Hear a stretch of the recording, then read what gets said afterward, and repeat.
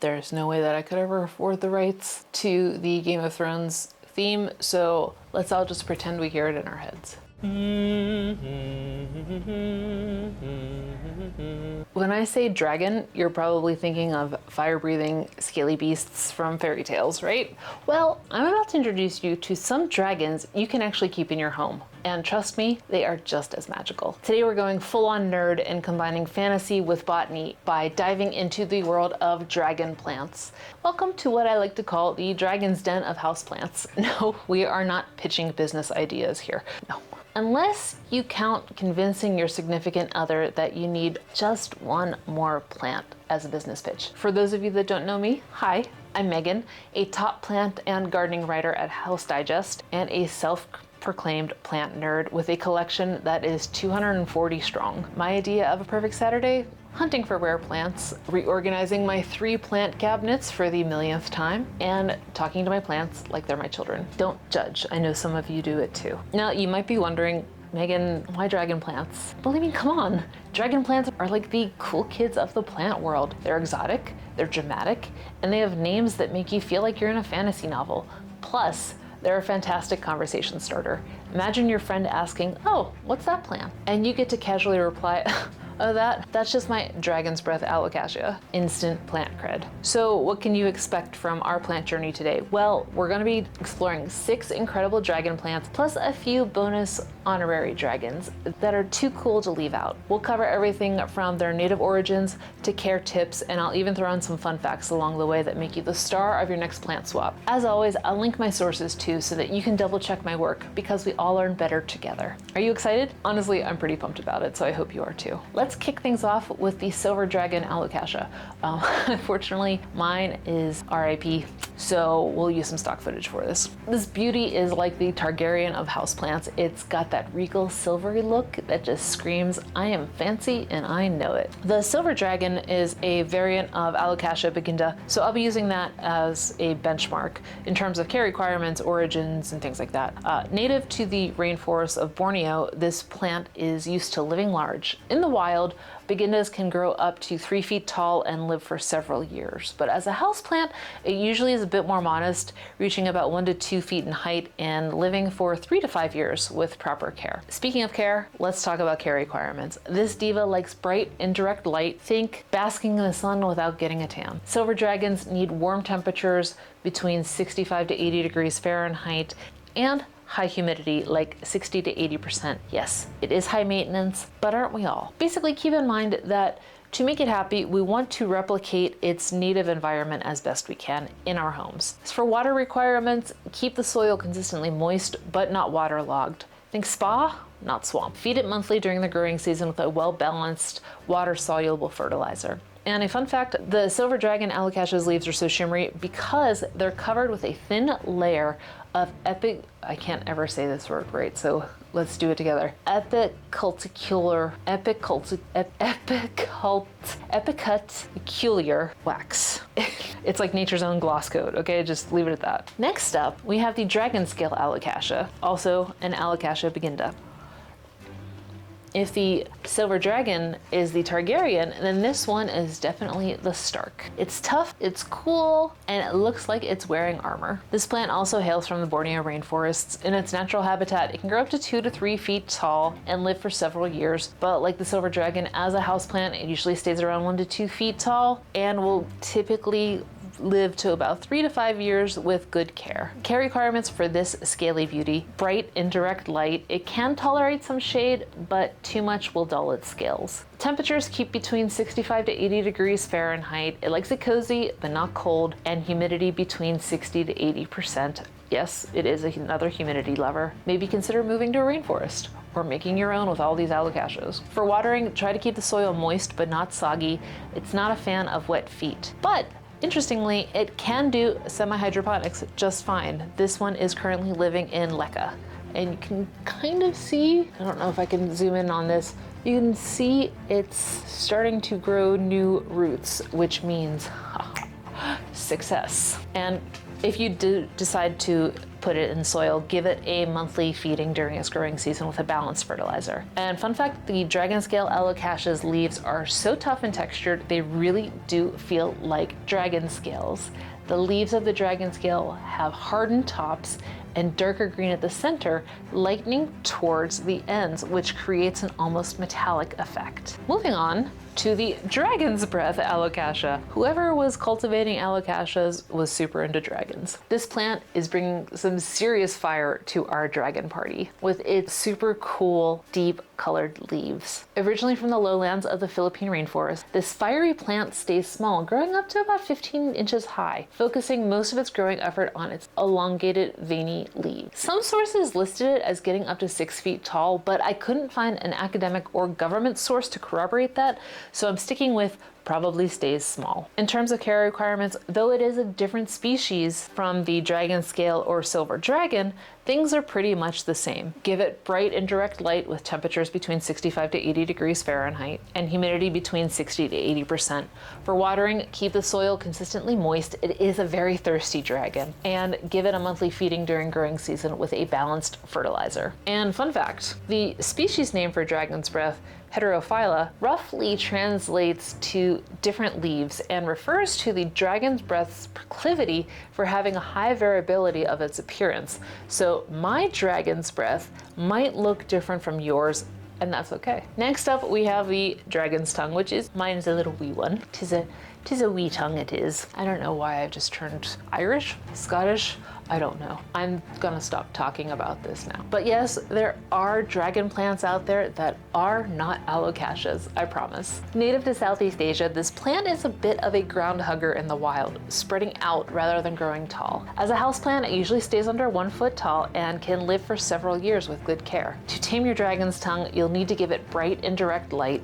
It can tolerate some shade, but too little will dull its colors. For temperature, it's a bit more flexible than our Alocasia friends, preferring 60 degrees to 80 degrees Fahrenheit and humidity around 50 to 60%. It likes consistently moist soil and is actually a popular plant for the tops of aquariums, but not fully submersed. And my houseplants living in aquariums video here covers that better than I can right now. For fertilizers, feed it every 2 to 4 weeks during growing season with a balanced water-soluble fertilizer. And fun fact, the dragon's tongue gets its name from its long, narrow leaves that are green on top and purple underneath. When the light hits them just right, they look like little flickering flames. Now, let's meet the dragon tail Philodendron. Dragon's tails are not part of the Philodendron family, but are commonly referred to as Philos because they're under the same genus, Araceae. This plant is like the Viserion of our dragon collection. It's a climber. Native to Southeast Asia, this plant can grow up to 50 feet long in the wild. As a houseplant, it is much more manageable, reaching about 3 to 6 feet with proper support. It can live for many years with good care. To keep your dragon tail reaching new heights, put it in a spot that gets bright and direct light. It can tolerate some shade, but too little light will slow its growth. Temperatures should be between 65 to 80 degrees Fahrenheit and maintain higher humidity levels, around like 60 to 70%. Water it once the first few inches of soil feel dry and give it a good soaking, then leave it alone and repeat. If you want to give it fertilizer once a month during the spring and growing summer seasons, that should be plenty. As you can see, mine is also, this is another plant that I'm growing semi-hydroponically. So far, so good. And fun fact, the dragon tail Philodendron's leaves change shape as the plant matures. Young leaves are heart-shaped, while mature leaves develop the distinctive dragon tail fenestrations. It's like watching a dragon grow up. As you can see, I don't have any fenestrations yet because mine is, I would say, a teenager. Now, let's talk about the Janet Craig. The Janet Craig dragon. Don't let its name fool you. Janet might sound like your friendly neighborhood plant lady, but this dragon packs a punch in the style department. Originally from Africa, this plant can grow up to 15 feet tall in the wild. As a houseplant, it's usually more modest, usually reaching 4 to 6 feet tall, and living for many years with proper care. I got this in a starter plant set, either in 2018 or 2022, so it is either almost 3 or 7 years old? I'm gonna go with probably closer to 7. To keep Janet happy, give it low to bright indirect light. This dragon is really surprisingly adaptable. It's also pretty chill about temperatures, doing well between 60 to 75 degrees Fahrenheit, and doesn't need a lot of humidity, usually around 40 to 50%. Finally, a break for those of us without a personal rainforest. Allow the top inch of soil to dry out between waterings. Janet does not like having her feet wet, and feed it every 2 to 3 months during growing season with a balanced fertilizer. And the Janet Craig dragon plant is recognized for being out of this world. It is known for its air purifying qualities, and NASA used it in a study, finding that this plant is a champ for removing indoor air pollutants. It's like having a dragon that breathes clean air instead of fire. This next one, unfortunately, also is another RIP for me, so I'll use stock footage. We are going to meet a carnivorous member of our dragon family, the red dragon Venus flytrap. This little beast, small but fierce. Native to the wetlands of North and South Carolina in the United States, this plant stays pretty small, usually no more than 5 inches tall. In the wild, and as a houseplant, they can actually live for 20 years or more with proper care. Mine clearly did not. Here's how to make your dragonfly trap become a lifelong BFF. For light, these do pretty well in full sun, but can handle partial shade. This dragon loves to sunbathe though. For temperatures, this plant can get finicky, which is probably why mine is dead, and needs to be in 70 to 95 degrees Fahrenheit during its growing season, and then wintering to 35 to 50 degrees Fahrenheit during its dormancy period. Maintain humidity levels around 50 to 70%. Remember, this comes from the southern United States wetlands, so it likes things nice and moist. Speaking of, this plant doesn't get its nutrient supply from soil the way other terrestrial plants do. It gets it from the insects it eats. Consequently, it has very specific soil and water needs. The University of North Carolina Gardener's Plant Toolbox recommends a mix of sphagnum moss, peat moss, vermiculite, and sharp sand to best replicate its humusy, acidic home turf. It also needs to stay consistently damp and cannot handle tap water. Rainwater, distilled, and I've even found occasional aquarium water works well. Despite that one being dead, I do have other Venus flytraps, so I can vouch for that. I will typically keep my Venus flytraps in a semi-hydroponic-ish setup with carnivorous plant soil and a self-watering planter. However, I find it's pretty hard not to have soil leach out into the water, so I'd probably recommend the moss and vermiculite mix instead, just FYI. And as for fertilizer, none is required. This dragon is able to trap its own food, which is typically ants, spiders, flies, and even grasshoppers and beetles if it gets big enough. You probably don't have a family of grasshoppers hanging around in your plant cabinets, but smaller fly traps might do well decimating fungus gnat populations. I can't say for certain since mine usually lives outside, but it's worth a shot if you've got a fungus gnat problem. And fun fact, the red dragon Venus flytrap gets its name from its deep red color inside its traps. Also, Venus flytraps can actually digest human flesh if placed in their traps, although they don't naturally eat humans. All right, let's give a shout out to our honorary dragon, the lizard queen Pothos. Okay, so it's not technically a dragon, but with a name like lizard queen, how could I not include it? This plant can grow up to 20 feet long in the wild, but as a houseplant, it's usually more manageable, usually reaching about 6 to 10 feet with proper support. It can live for many years with good care. Here's how to treat your lizard queen like royalty.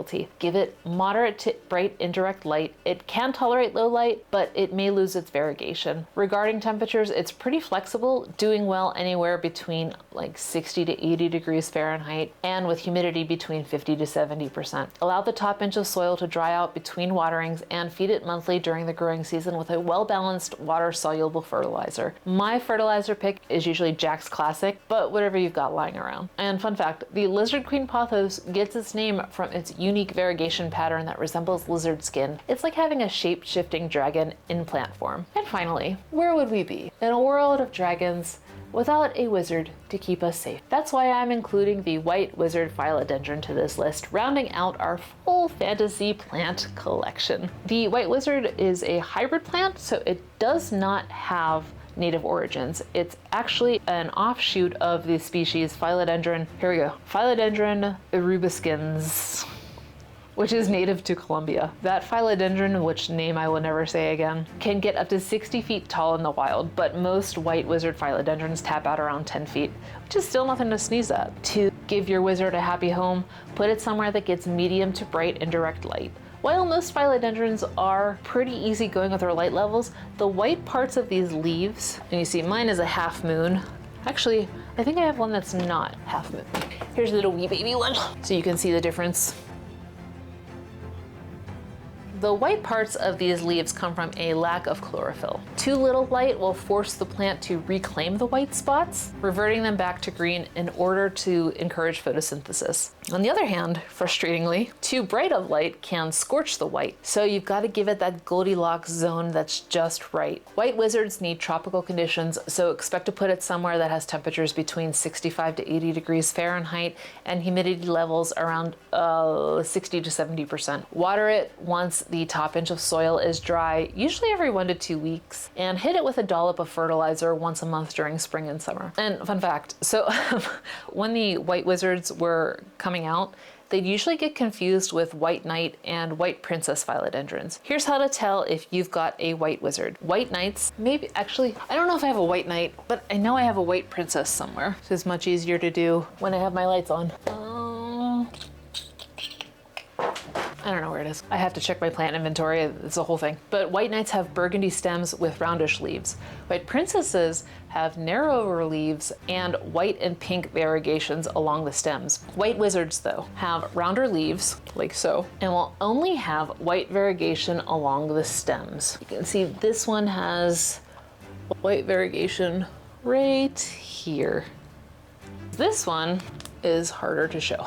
Take my word for it. So, there you go, a journey through the world of dragon plants and a few honorable mentions. We've seen that dragon plants come in all shapes, sizes, and care requirements. It just goes to show you how diverse and fascinating this plant world can be for nerds like me. Also, look, I know we covered a lot of care information, so let me give you a quick recap of key points. Most dragon plants love bright and direct light. Humidity is generally important. Consider a humidifier or a pebble tray, or put your plants close together to raise their collective humidity. Be mindful of watering. Most prefer moist but not waterlogged soil. Regular fertilizing during the growing season will keep your dragons happy and healthy, and always research the specific needs of your plant. But now it's your turn. I'd love to hear from you. Do you have any of these dragon plants at home? Or maybe you have another plant with a cool dragon-inspired name that I didn't cover? Drop a comment below and let's keep the dragon party going. And if you've enjoyed this draconic deep dive, don't forget to like this video and subscribe to my channel for more plant adventures. Remember, whether you're a seasoned plant parent or just starting your journey, there's a dragon plant out there for everyone. So go forth, unleash your inner Khaleesi, and let that plant collection roar. Until next time, this is Megan signing off, reminding you to keep it green and scaly.